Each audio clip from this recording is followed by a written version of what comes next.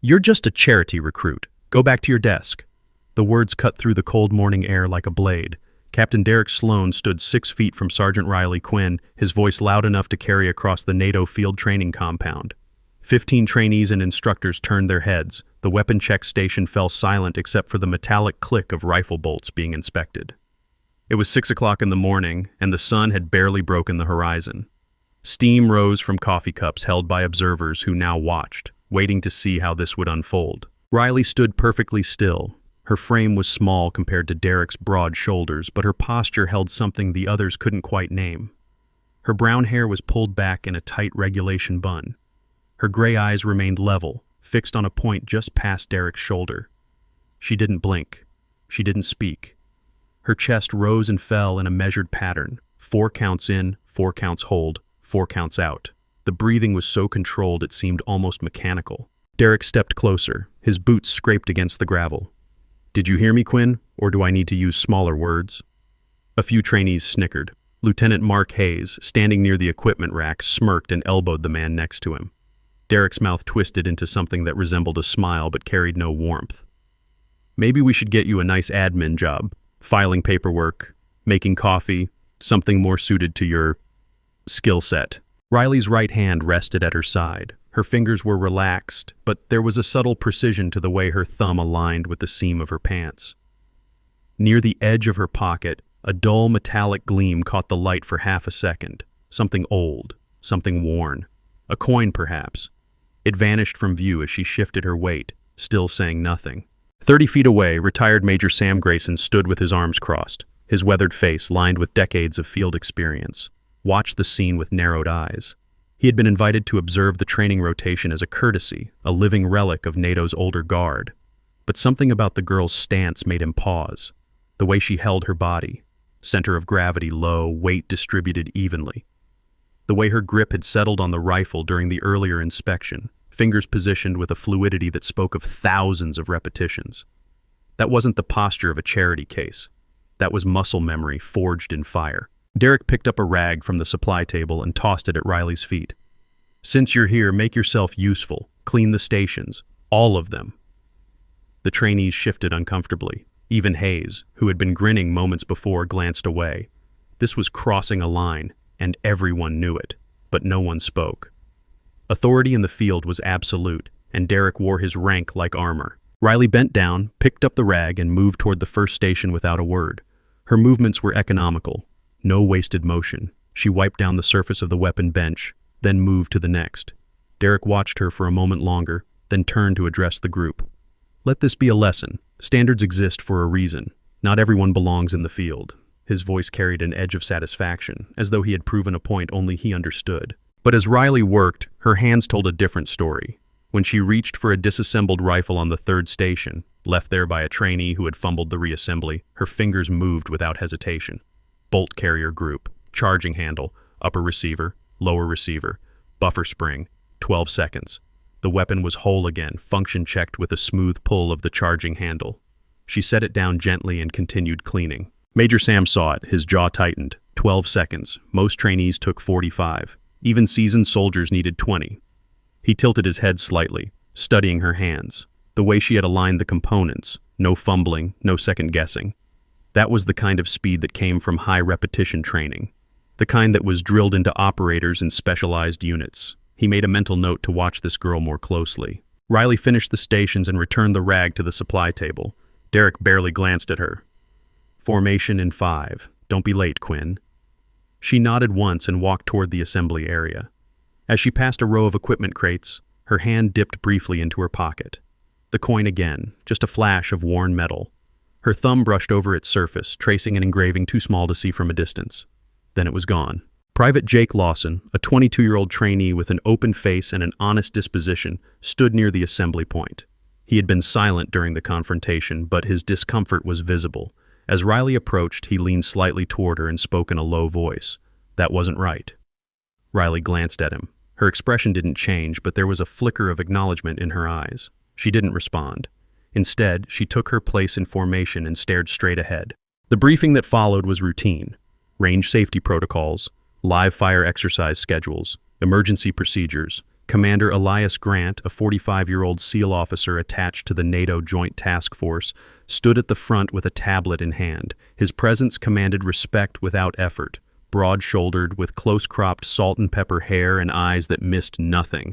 Elias had spent 2 decades in special operations. He was here to observe, to assess, and though he would never say it aloud, to identify potential talent for cross-training initiatives. When Derek spoke during the briefing, his tone was professional, but there was an undercurrent of something else. He mentioned Riley twice, both times in passing, both times with a slight emphasis that made her sound like an afterthought. Even our newer recruits will be expected to meet minimum standards. A pause. No exceptions. Elias glanced at Riley. She stood motionless, eyes forward, hands at her sides. If she felt the weight of Derek's words, she gave no indication. The briefing ended. Trainees dispersed to their assigned tasks. Riley was assigned to the live fire range for qualification runs. As she walked toward the range, Jake caught up to her. "Hey, Quinn, you need a hand with anything?" She shook her head. "I'm fine." Her voice was quiet, almost flat. Jake hesitated, then nodded and veered off toward his own station. Riley continued alone. The range was a long stretch of open ground with reinforced berms at 200 meters. Target stands lined the far end, silhouettes in black and white. The air smelled of gunpowder residue from earlier sessions.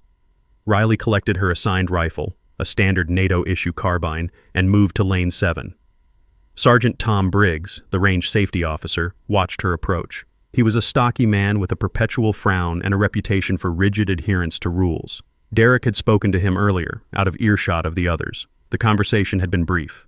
Briggs now held a small tool in his hand, partially concealed. As Riley set up her station, Briggs moved behind her. "Hold up, Quinn. Need to verify your weapon." She stepped back, allowing him access. He made a show of inspecting the rifle, running his hand along the barrel, checking the chamber.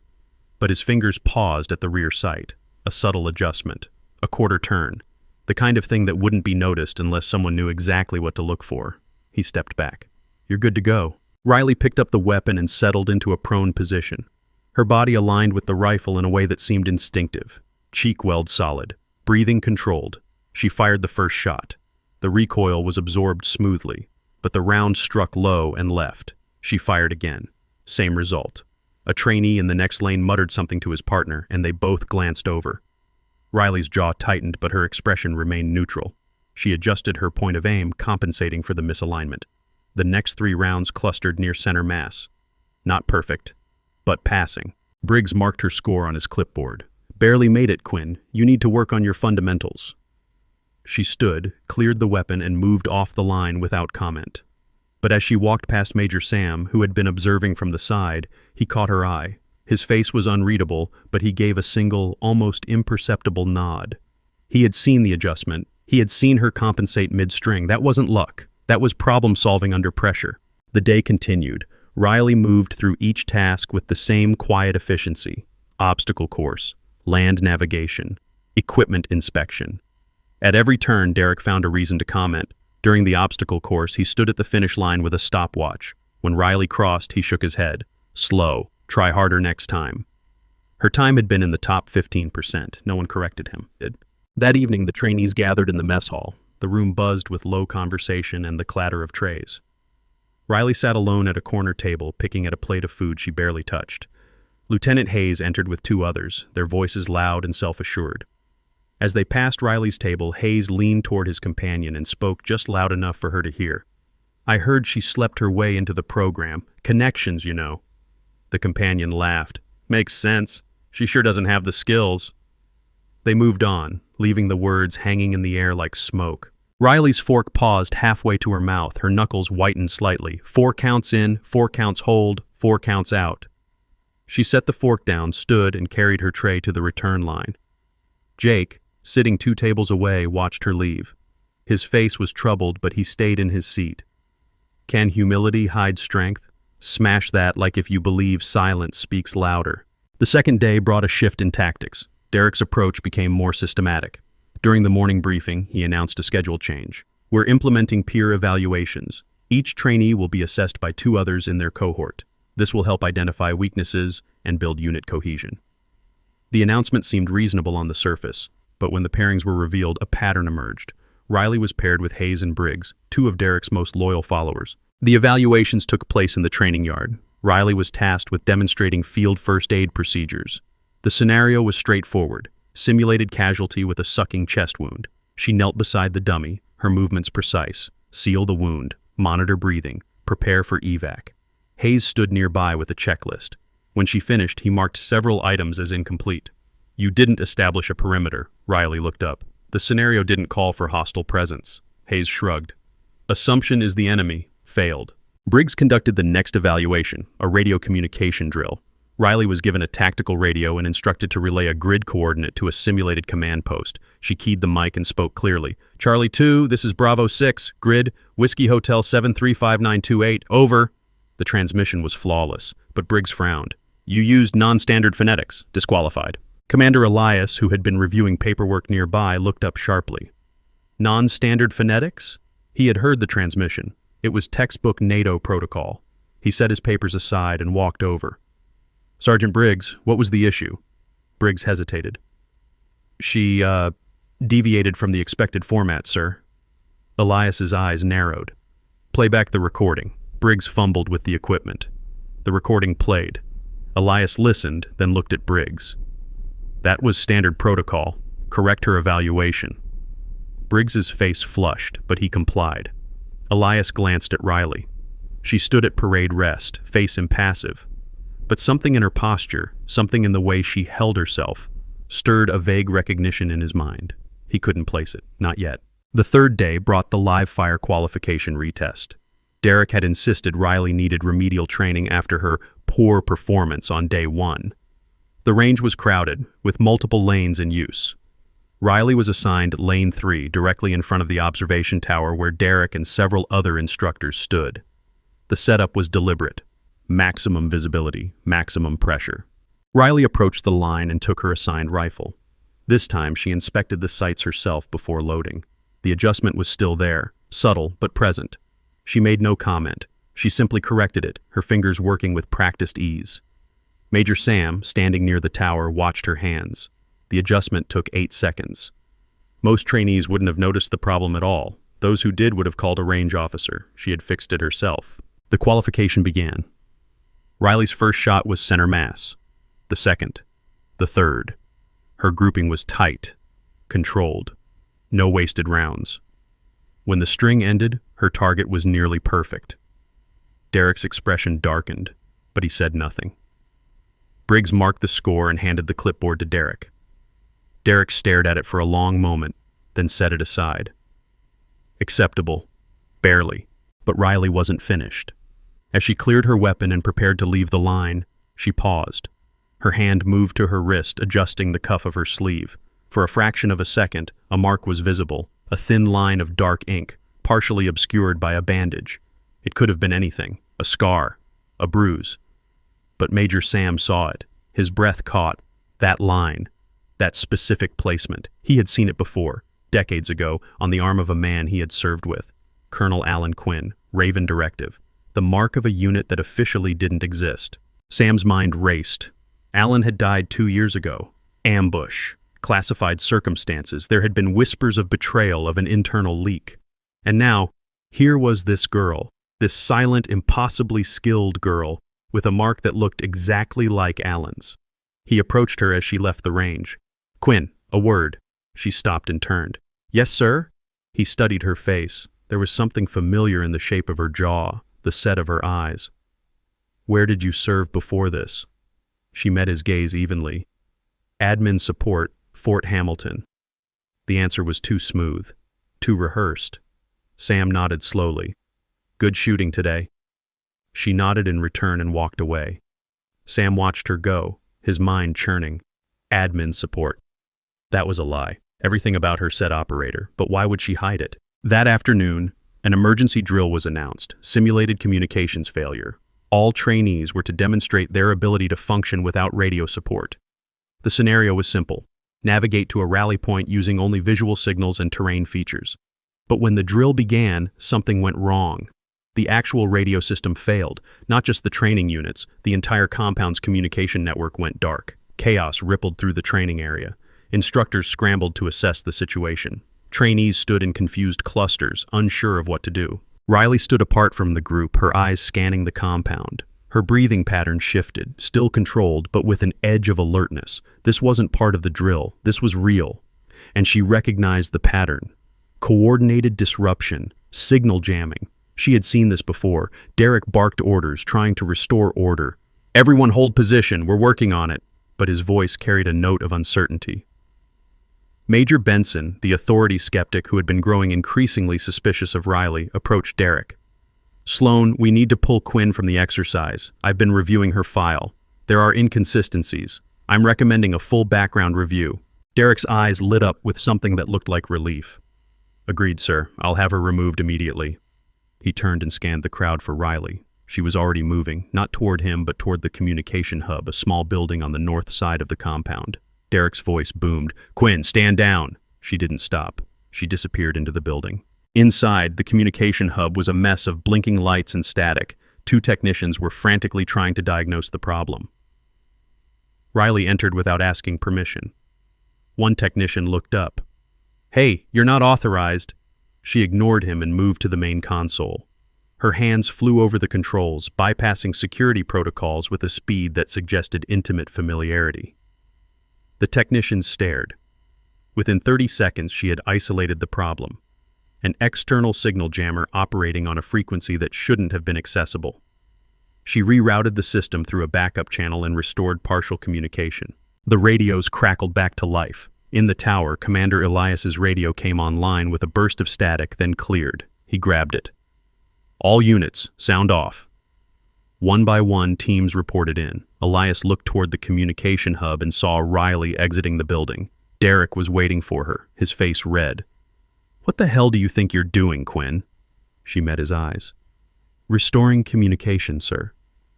Her voice was steady, but there was a flicker of something in her gaze. A challenge, carefully restrained. Derek stepped closer, his voice dropping to a hiss. "You just violated protocol. I'm writing you up. Unauthorized access to restricted equipment. That's grounds for immediate dismissal." Riley said nothing. She simply stood there, breathing in that same measured pattern. 4, 4, 4. But then the worst happened.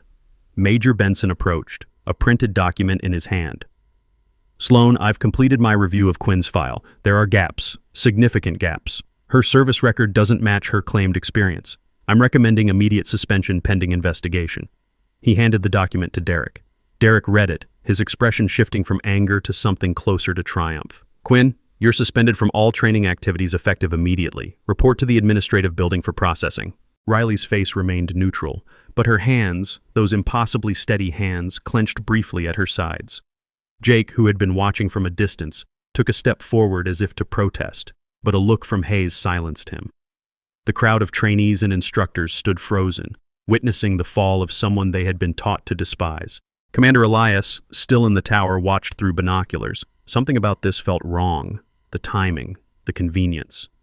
He pulled Riley's file on his tablet and began scrolling through it. The redactions were extensive, more than he had seen in any standard trainee's record, and at the bottom a single line of text, partially visible through a corrupted data block. "Father, classified." His pulse quickened. Classified. Not deceased, not unknown. Classified. That designation was reserved for personnel involved in operations so sensitive that even their family connections were restricted. He looked back toward the compound. Riley was being escorted toward the administrative building by 2 MPs. Derek walked beside them, his posture radiating satisfaction. But as they passed the equipment staging area, a technician ran out, waving a tablet. "Sir, the backup logs just came through. The range camera footage from day 1. Derek stopped. "What about it?" The technician hesitated. It shows the weapon sights were tampered with before Quinn's qualification." The silence that followed was profound. Derek's face went pale. "Let me see that." He grabbed the tablet. On the screen, clear as day, was footage of Briggs adjusting Riley's rifle sights. Time-stamped. Undeniable. Derek's mouth opened, but no words came out. Benson stepped forward, took the tablet, and watched the footage himself. His expression darkened. "Sloan, Briggs, my office. Now." But before anyone could move, the compound's alarm system blared. 3 short bursts, emergency protocol, all personnel to assembly. Elias's voice came over the restored radio net. "All units, this is command. We have a credible security threat. Possible hostile infiltration. All trainees and non-essential personnel are to shelter in place. Security teams sweep the perimeter. Riley, still standing between the MPs, looked toward the north fence line, her eyes locked on a section of chain link near the vehicle gate. There, a shadow that didn't belong. A figure, low and moving fast. She took a step forward. One of the MPs grabbed her arm. "Ma'am, you need to stay put." She looked at him, and for the first time, there was a flash of something fierce in her eyes. "Let me go. Now." Her voice was no longer quiet. It was command. The MP hesitated, his grip loosening. She pulled free and ran toward the fence. Will the truth surface in time? Drop a comment. Have you ever been falsely accused? Riley reached the fence in under 15 seconds. The shadow was gone, but there was evidence. A cut in the chain link, fresh, and a discarded tool lying in the grass. She knelt and examined it without touching it. Military-grade wire cutters, the kind issued to special operations units. Her mind worked quickly. Infiltration, signal jamming. This was coordinated. And it was happening now, while everyone was distracted by her suspension. She pulled the radio from the belt of the nearest MP who had followed her. "Command, this is Quinn. North Fence, Grid Whiskey Hotel 7-3. Breach confirmed. Tool left on site. Possible diversion tactic."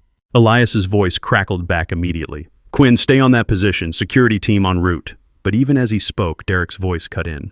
"Belay that. Quinn is suspended. She is not authorized to make tactical calls." Elias ignored him.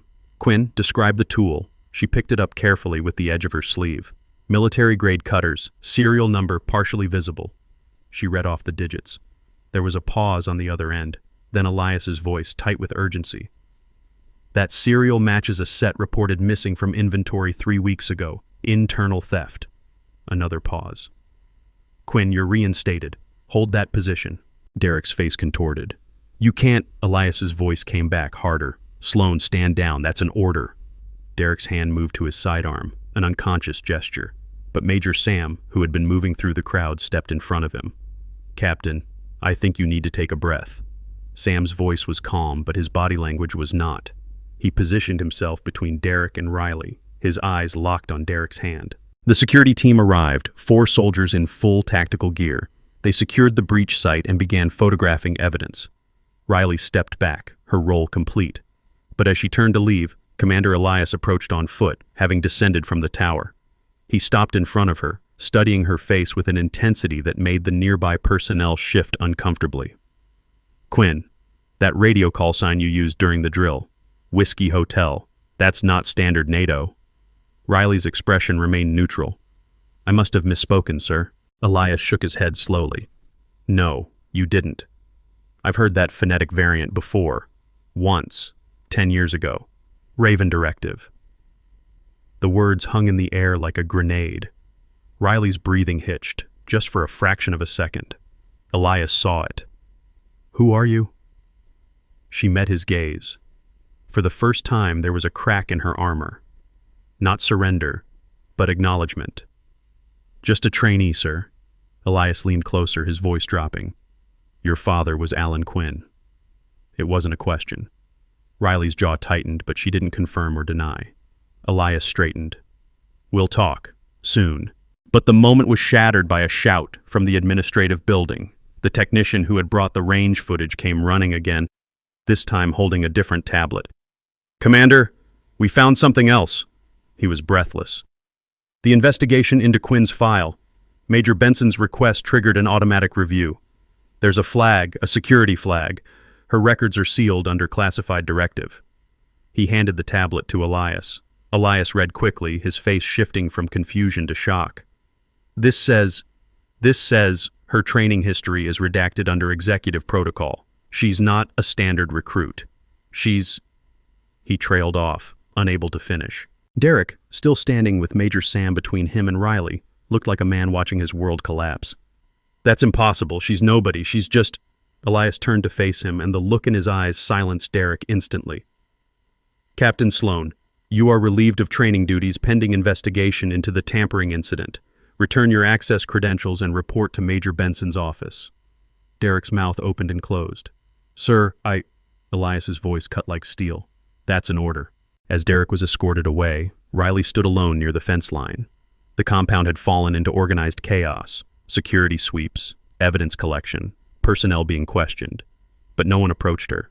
She was an island in the storm, untouchable and untouched. Major Sam walked over slowly, his hands in his pockets. He stopped a few feet away and looked out at the darkening sky. Alan Quinn was a friend of mine. Riley didn't respond.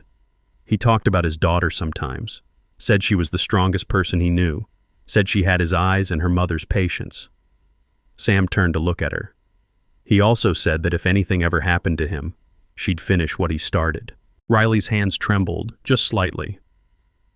"I don't know what you're talking about, sir." Sam smiled, a sad, knowing smile. "Sure you don't." He reached into his jacket and pulled out a worn challenge coin. He held it up to the fading light. The engraving was nearly smooth from years of handling, but the outline of a raven was still visible. Raven 6. That was Alan's call sign. He flipped the coin and caught it, then extended his hand toward Riley. "He gave me this 20 years ago, said if I ever met someone who needed proof of who they were, I should show them this." Riley stared at the coin. Her breathing was no longer controlled. It was shallow, uneven. She reached out slowly and took it from Sam's hand. Her thumb traced the engraving, and her eyes filled with something that looked like grief and determination in equal measure. "He gave me one too," she whispered. "I carry it every day." She pulled her own coin from her pocket, identical but more worn. "He told me to keep it hidden, to only show it when there was no other choice." Sam nodded. "Then I guess the time is coming." He glanced toward the administrative building where Derek was being processed. "That man is more than just a bully, isn't he?" Riley's voice hardened. "He's the reason my father is dead." The words were barely audible, but they carried the weight of years. Sam's face went still. "You're sure?" She nodded. "I've been tracking him for 18 months. He's part of a network, internal. They've been selling intelligence to hostile actors. My father found out. They killed him and made it look like an ambush." Sam exhaled slowly. "And you came here to catch him?" Another nod. "I needed him to feel safe, to think I was weak, to make mistakes." She looked toward the building. "And he did." Sam placed a hand on her shoulder. "Alan would be proud." Riley's eyes glistened, but she didn't let the tears fall. "I'm not done yet. Derek is just one piece. There are others, higher up." Sam squeezed her shoulder gently. "Then you'll need allies." He stepped back. "Count me in." The compound's lights flickered on as night fully descended. Somewhere in the distance, a radio crackled with updates. The investigation was expanding, the evidence was mounting, and in the center of it all, Sergeant Riley Quinn stood with a coin in her hand and a storm in her eyes, waiting for the moment when she could finally step out of the shadows and reveal who she really was. The sun rose on day 5 with a tension that seemed to thicken the air. Word had spread through the compound about the breach, about the tampering, about the mounting questions surrounding Captain Derek Sloan. But Derek remained in position, still technically cleared for duty while Major Benson conducted his investigation. The administrative machinery moved slowly, bound by protocol and chains of command that couldn't be rushed, even when urgency demanded it. Riley knew this. She had counted on it. The morning briefing was subdued. Commander Elias stood at the front, his expression unreadable as he outlined the day's schedule. Special observation exercises, requalification drills under heightened scrutiny. His eyes swept the assembled trainees and instructors, lingering for a moment on Riley, then on Derek. Today's exercises will test your ability to perform under stress. Multiple evaluators will be present. All actions will be recorded and reviewed. The message was clear to those paying attention. Everyone was being watched. Derek stood near the back, arms crossed, jaw tight. His usual confidence had developed cracks, but he wasn't broken yet. When Elias announced that Riley would be requalifying under special observation, Derek's mouth curled into something that wasn't quite a smile. "Commander, with respect, I recommend Quinn undergo remedial training before requalification. Her recent unauthorized actions suggest a lack of discipline." His voice carried the weight of formality, but underneath was desperation masked as concern. Elias didn't even glance at him. "Your recommendation is noted, Captain. Quinn will requalify as scheduled." The dismissal was absolute. Derek's face flushed, but he said nothing more. Lieutenant Hayes, standing beside him, shifted uncomfortably. The tides were changing, and even the most loyal followers could sense it. The requalification took place at the obstacle course, a grueling sequence of walls, rope climbs, low crawls under barbed wire, and water crossings. Riley stood at the starting line with 5 other trainees. The course was designed to break people down physically and mentally, to expose weaknesses and separate the capable from the struggling. Derek positioned himself at the halfway point, clipboard in hand, ready to document every stumble. The whistle blew. Riley moved. Her frame was smaller than the others, but her efficiency compensated. At the first wall, she used momentum rather than brute strength, catching the top edge and pulling herself over in one fluid motion. The rope climb was next, hand over hand, feet locked in a proper climb pattern, no wasted energy. At the barbed wire section, she dropped low and moved with a speed that suggested she had done this in darkness, in rain, in conditions far worse than this sunny morning. Derek watched her progress, his pen hovering over the clipboard. He was looking for mistakes, for any excuse to mark her down. But there were none.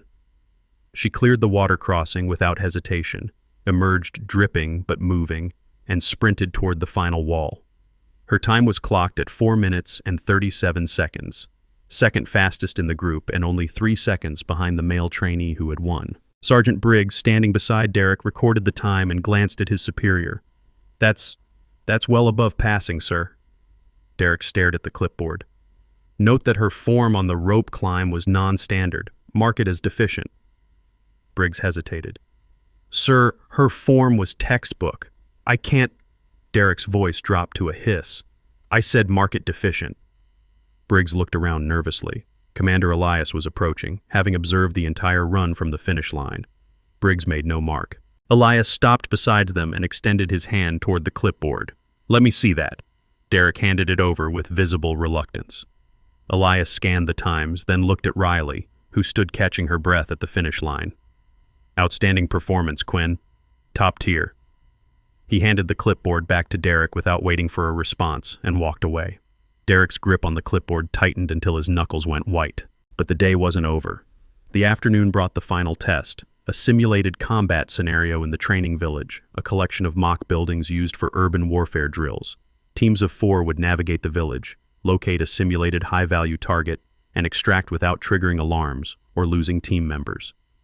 Riley was assigned to a team with Jake Lawson and 2 other trainees she barely knew, both of whom had been part of the crowd that laughed at Derek's earlier taunts. Derek announced the rules with barely concealed satisfaction.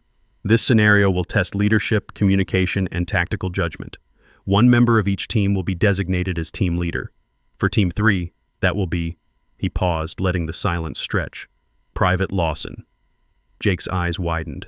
Riley remained expressionless, but the choice was deliberate. Assign leadership to the least experienced member, set the team up to fail, and blame Riley for not stepping up. The teams entered the village at staggered intervals. Team 3 moved cautiously through the first building, clearing rooms with paintball markers that substituted for live weapons. Jake's commands were hesitant but earnest. "Riley, take left. Martinez, cover right.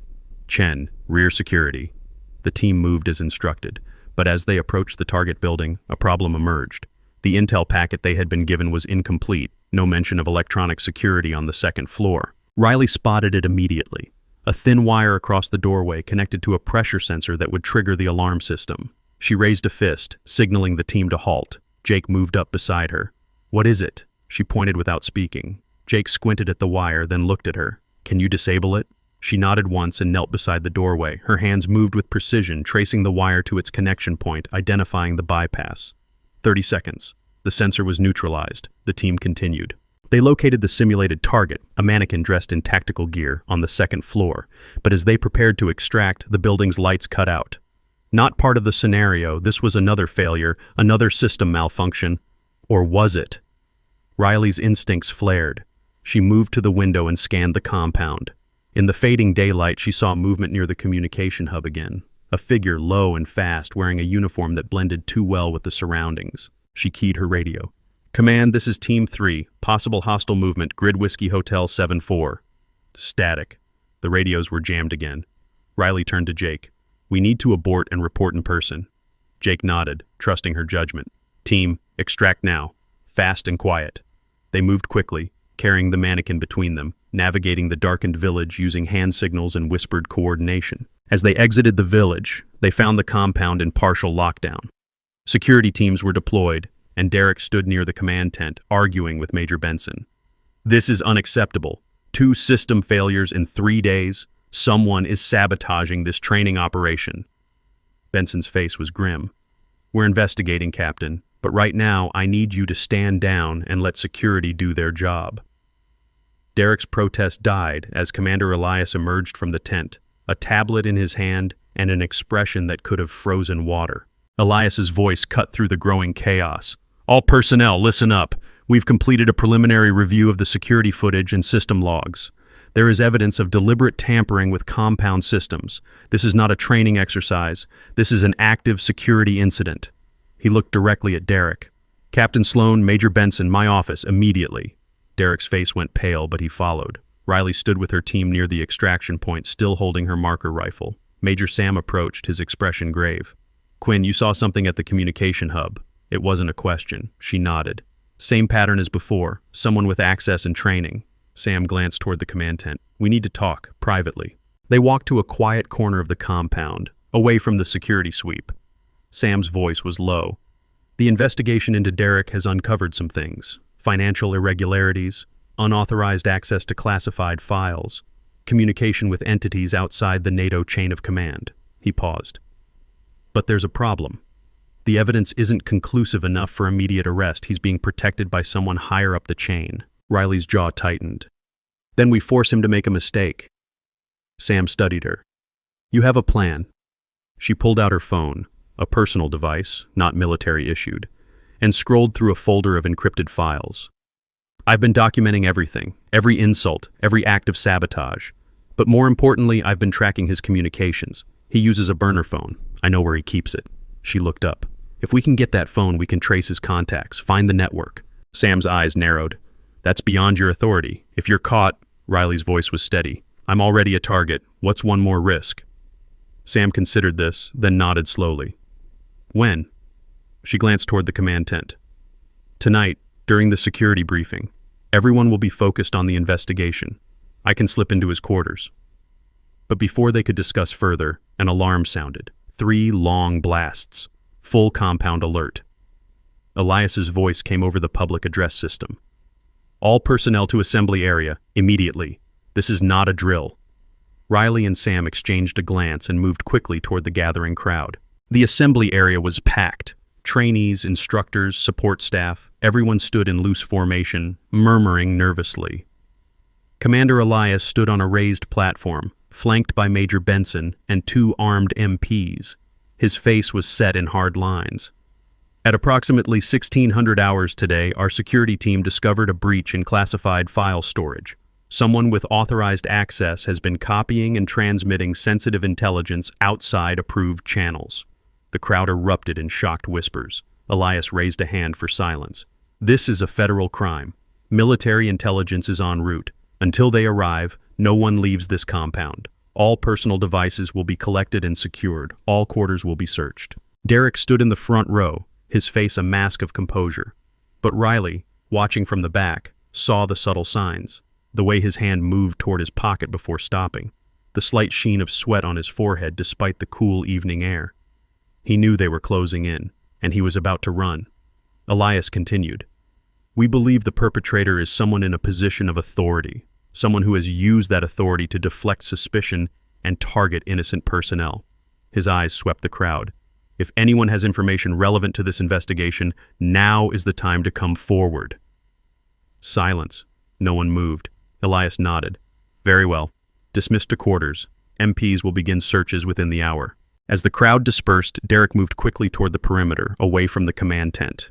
Riley shadowed him, staying in the edges of the light. He headed toward the vehicle depot, a collection of transport trucks and utility vehicles used for training exercises. She watched as he approached a truck near the back, glanced around, and reached under the wheel well. He pulled out a small package wrapped in plastic, the burner phone. Riley's pulse quickened. This was it, the evidence, but she needed to time this perfectly. If she confronted him now, alone, he could destroy the phone or claim she planted it. She needed witnesses. She needed authority. She pulled out her radio, now unjammed since the assembly, and keyed the mic. "Commander Grant, this is Quinn. I have eyes on Captain Sloan at the vehicle depot. He's in possession of an unauthorized device." Elias's response was immediate. Hold your position. Do not engage. Security en route. But Derek had heard the transmission. His head snapped up, and his eyes locked on Riley standing 30 feet away in the shadows. For a moment, neither moved. Then Derek ran. He bolted toward the north fence line, the same area that had been breached before. Riley pursued without hesitation. Her legs pumped hard against the ground, closing the distance. Derek was larger, but she was faster.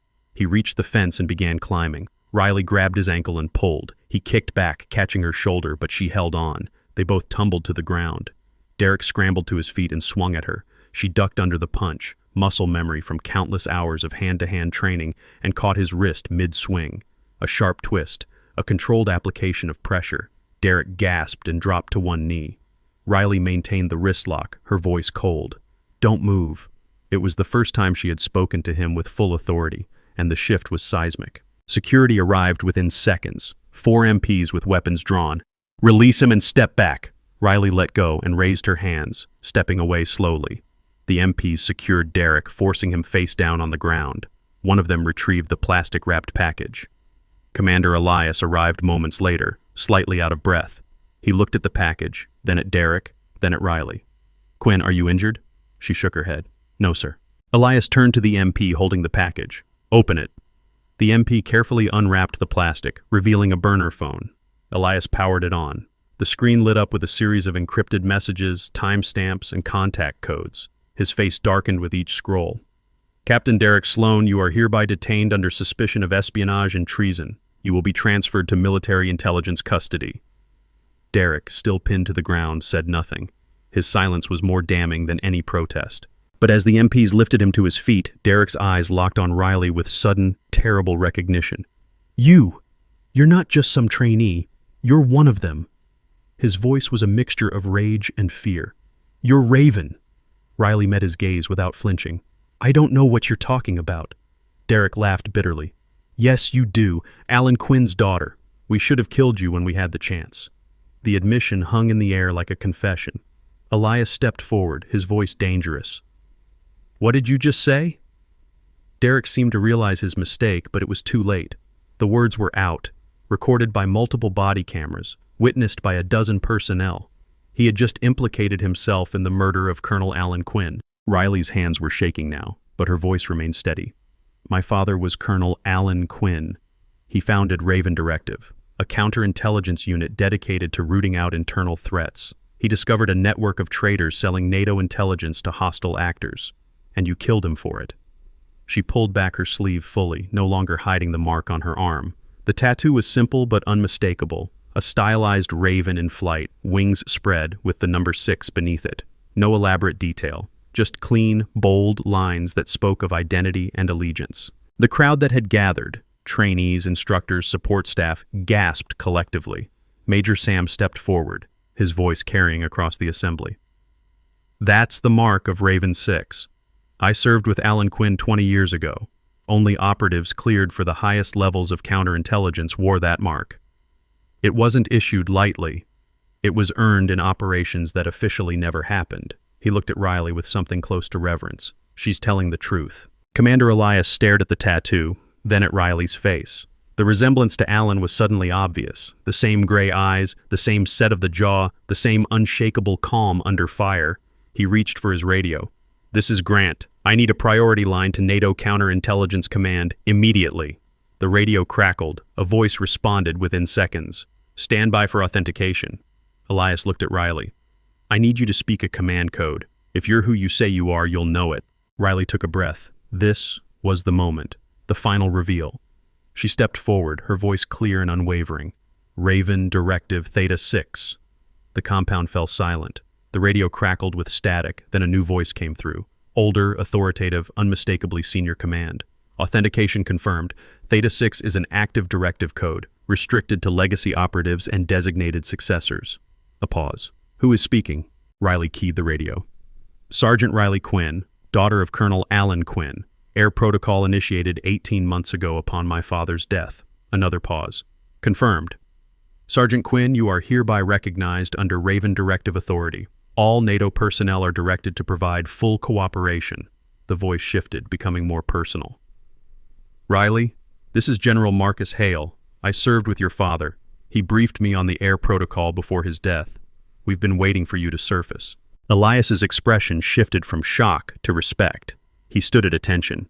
"General, Commander Elias Grant, SEAL Task Force. I have Captain Derek Sloan in custody. He has just confessed to involvement in Colonel Quinn's murder. We also have evidence of espionage." General Hale's voice was grim. "Secure him. We're sending a team. Quinn, I need you to provide a full debrief, everything you've gathered." Riley pulled a small drive from her pocket, the same pocket that held her father's coin. "I have 18 months of documentation, financial records, communication intercepts, names." She looked at Derek, who was being held between two MPs. "Including the network, there are 3 others, higher in the chain of command than Sloan." Derek's face went ashen. "You can't prove—" Riley's voice cut through his protest like a blade. "I can. I have recordings of your conversations, encrypted messages you thought were secure, and I have testimony from sources you never knew existed." She turned to Commander Elias and pulled out a second device, a small recorder, older and more worn than the burner phone. "This is my father's final message. He recorded it 3 days before he died. He knew he was being targeted. He knew there was a traitor in his unit, and he named names." She pressed play. The voice that emerged was weathered but strong. "Colonel Alan Quinn, if you're hearing this, I'm gone. But the mission isn't over. My daughter Riley has been trained in the air protocol. She knows everything I know. She has access to my files, my contacts, my methods, and she has something I didn't have, the ability to hide in plain sight." A pause, filled with static. "The traitor's name is Derek Sloan, Captain, NATO Joint Training Command. He's been selling intelligence for 3 years, but he's not working alone. There are 3 others: Major Carl Benson, Logistics Division, Colonel Thomas Vance, Operations Command, and someone in Washington, someone I haven't identified yet." Another pause. "Riley, if you're playing this, it means you've caught him. I'm proud of you. Finish what I started. Trust General Hale. Trust no one else until you're certain. And remember, justice isn't loud, it's patient." The recording ended. The silence that followed was absolute. Major Benson, who had been standing near the command tent, tried to slip away into the crowd, but Major Sam, who had anticipated this, blocked his path. "Going somewhere, Major?" Benson's face was a mask of panic. "I don't know what you're talking about.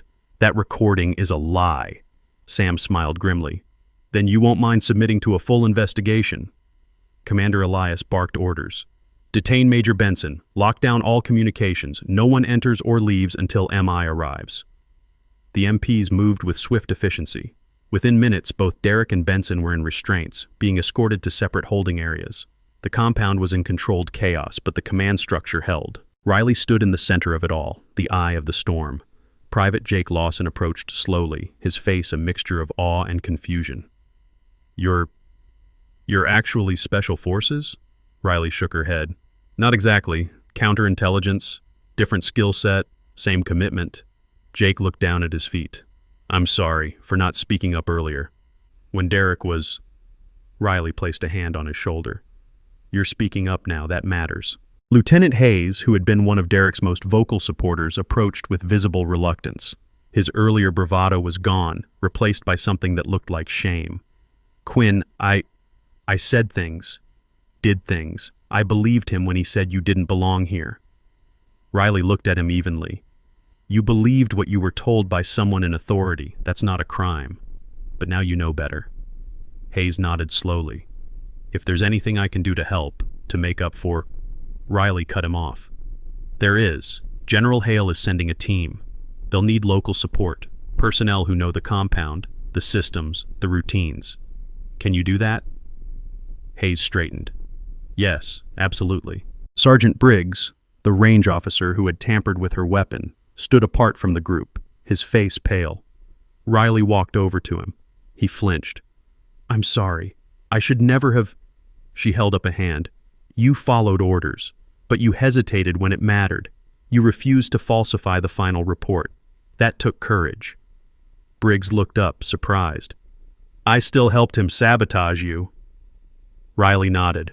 "Yes, and you'll answer for that. But you also helped stop it from going further. Remember that when they question you." Justice served. But is it over? Hit that subscribe button. Next episode drops the real conspiracy. The military intelligence team arrived 90 minutes later, 6 operatives in unmarked vehicles led by a sharp-eyed woman in her 40s who introduced herself as Agent Carla Reeves.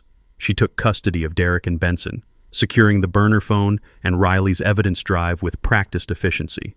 She pulled Riley aside. "General Hale wants you debriefed in Washington. We leave in 4 hours. Pack light." Riley nodded. "What about the third name, Colonel Vance?" Reeves's expression darkened. "He's already in custody. We moved on him the moment your authentication came through. He tried to run, didn't get far." Riley felt a weight lift slightly. 3 of the 4 were accounted for, but the 4th, the one in Washington, remained a shadow. Reeves seemed to read her thoughts. "We'll find him, or her. Your father's files will help, but it's going to take time." Riley looked toward the compound, toward the trainees who were being briefed by Commander Elias. "What happens to them, to the training program?" Reeves shrugged. "That's above my pay grade, but I imagine there will be changes. Better vetting, tighter security. Your father's death won't be for nothing." As the sun set fully, casting the compound in shades of orange and purple, Riley stood near the vehicle depot where this had all come to a head. Major Sam joined her, 2 cups of coffee in hand. He offered her one. She took it gratefully. "Your father would be proud," Sam said quietly. Riley sipped the coffee. "He would say I took too long, that I let Derek operate for 18 months when I should have moved faster." Sam shook his head. "You let him feel safe. You documented everything. You built a case that can't be disputed. That's not too long, that's thorough." Riley looked down at the coin in her hand, her father's coin, worn smooth by decades of handling. "He told me once that patience is a weapon, that the loudest victory isn't always the strongest one." Sam smiled. "Sounds like Alan." He paused. "What happens now? Do you take his position? Officially reactivate Raven Directive?" Riley turned the coin over in her fingers. "I don't know yet. The general wants me in Washington, wants me to testify, wants me to help rebuild the counterintelligence network." She looked up. "But I also know there are more people like Derek out there, more traitors hiding behind rank and authority." Sam placed a hand on her shoulder. "Then you'll find them, just like you found him." Riley nodded slowly. "Just like I found him." They stood in comfortable silence, watching as the MI team finished loading evidence into their vehicles. Commander Elias approached, his expression respectful. "Quinn, I owe you an apology. I should have seen what was happening. Should have questioned Derek sooner." Riley shook her head. "You were doing your job, following protocol. That's not a failure." Elias extended his hand. "For what it's worth, I'd be honored to serve with you again, if the opportunity arises." Riley shook his hand firmly. "Same, sir." Elias smiled slightly, then stepped back and saluted. It was the first time anyone in the compound had saluted her, and the gesture carried weight.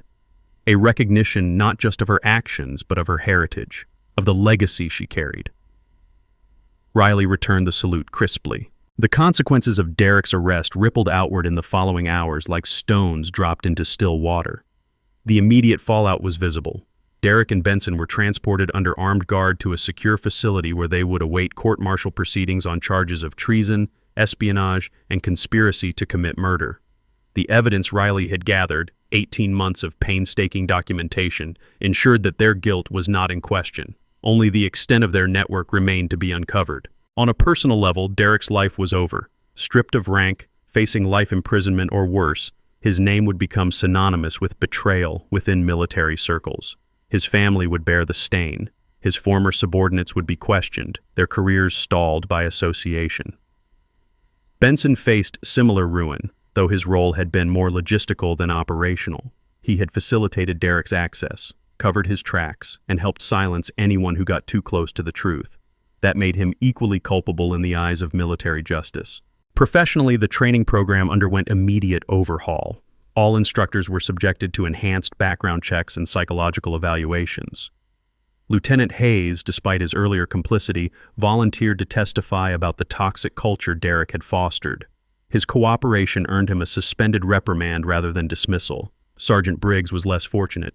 His direct tampering with Riley's equipment resulted in a formal reprimand and reassignment to a non-training role. but he wasn't prosecuted, in part due to Riley's testimony that he had ultimately refused to falsify reports when it mattered most. The community impact was broader. NATO issued an alliance-wide security bulletin detailing the breach and the measures being taken to prevent future incidents. Partner nations conducted their own internal reviews, uncovering 2 additional compromised personnel in separate commands. The revelation that traitors had operated undetected for years shook confidence in existing vetting procedures and prompted calls for systemic reform. Institutionally, the changes were profound. A new protocol was established requiring quarterly security audits for all personnel with access to classified materials. Anonymous reporting channels were created, allowing service members to flag suspicious behavior without fear of retaliation. Training on recognizing insider threats became mandatory at all levels. And perhaps most significantly, Raven Directive was formally reactivated, not as a covert unit, but as an oversight body tasked with hunting traitors and protecting the integrity of Allied intelligence operations. Riley was offered the directorship. She accepted, but with conditions. She would operate with autonomy, reporting directly to General Hale and a small oversight committee. She would have authority to investigate anyone, regardless of rank, if evidence warranted. And she would honor her father's legacy by building a team that valued patience, precision, and justice over speed or spectacle. The coin her father had given her, the symbol of Raven 6, would become the unit's new insignia, a reminder that vigilance never sleeps. The legacy impact was perhaps most powerful. Within weeks, Riley's story spread through military channels, not as gossip, but as a case study in resilience and strategic thinking. Trainees at other NATO facilities heard about the woman who endured 18 months of abuse to catch a traitor. Instructors discussed the importance of questioning authority when something felt wrong. And slowly, quietly, the culture began to shift. The idea that silence could be strength, that patience could be a weapon, took root in minds that had previously valued only loud displays of power. Riley's father's name was quietly added to a memorial wall at NATO headquarters, not for his death, but for his contribution to Allied security.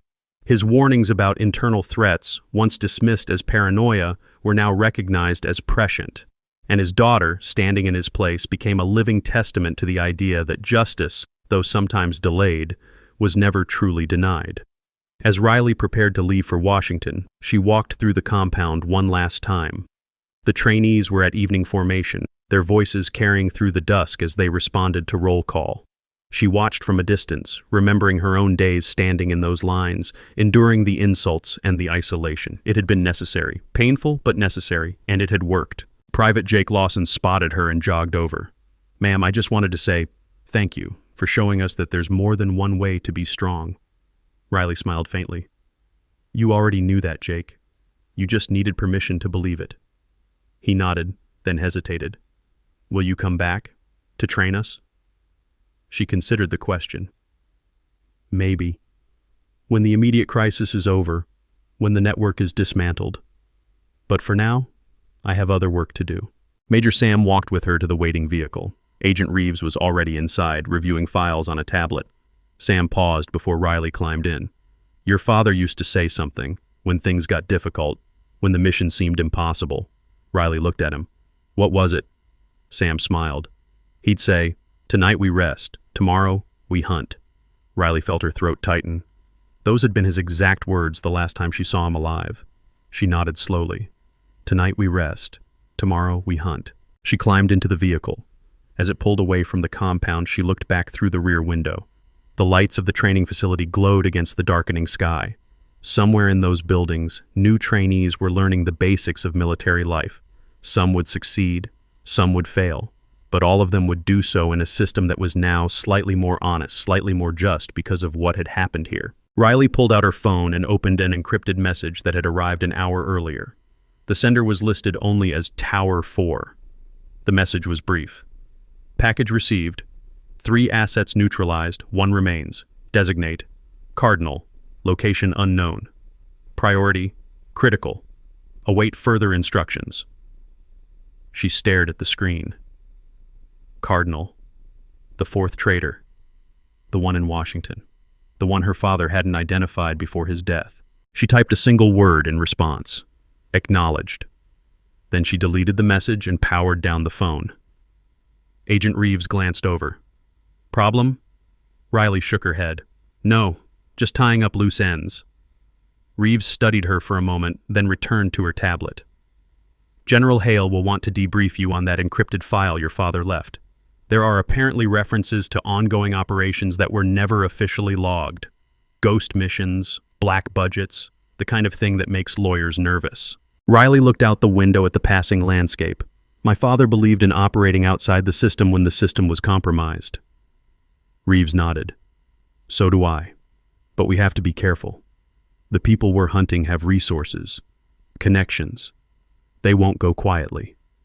Riley's voice was calm, almost detached. Good. Neither will I. The vehicle merged onto the highway, heading south toward the airfield where a military transport waited. The compound disappeared behind them, swallowed by distance and darkness. But the impact of what had happened there would ripple forward, touching lives and shaping decisions for years to come. Some battles end cleanly.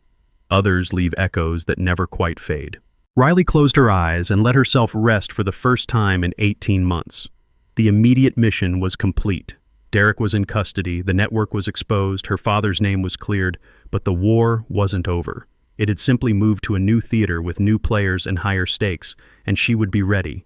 Because justice, as her father had taught her, wasn't loud. It was patient, and it was coming for everyone who had betrayed the oath they swore to uphold. The stars emerged overhead as night fully claimed the sky. In the darkness, the vehicle's headlights carved a path forward, steady, unwavering, illuminating one stretch of road at a time. It was a fitting metaphor, Riley thought. You didn't need to see the entire journey. You just needed to see the next step, and the next, and the next, until you reached the end. Somewhere in Washington, a person codenamed Cardinal was sleeping peacefully, unaware that the net was closing. Unaware that Riley Quinn, daughter of Alan Quinn, heir to Raven 6, was coming. Not today, not tomorrow, but soon. And when she arrived, there would be no speeches, no dramatic confrontations, just evidence, just process, just the quiet, inexorable machinery of justice grinding forward until the guilty could no longer hide. Riley opened her eyes as the vehicle pulled onto the airfield tarmac. The transport plane waited, its engines already warming. General Hale would be on board, along with a full briefing team. There would be questions, debriefs, assessments, but there would also be answers. Files her father had left, names she had uncovered, threads she had followed through 18 months of careful, patient work. And at the end of it all, there would be one more name added to the list of those who learned the hard way that betrayal, no matter how well hidden, eventually comes to light. She stepped out of the vehicle and walked toward the plane. The wind tugged at her uniform, carrying with it the scent of rain and distant thunder. A storm was coming, but she had weathered storms before, and she would weather this one too, because some legacies aren't just inherited, they're earned, one difficult choice at a time, one quiet act of defiance at a time, one patient, persistent step at a time.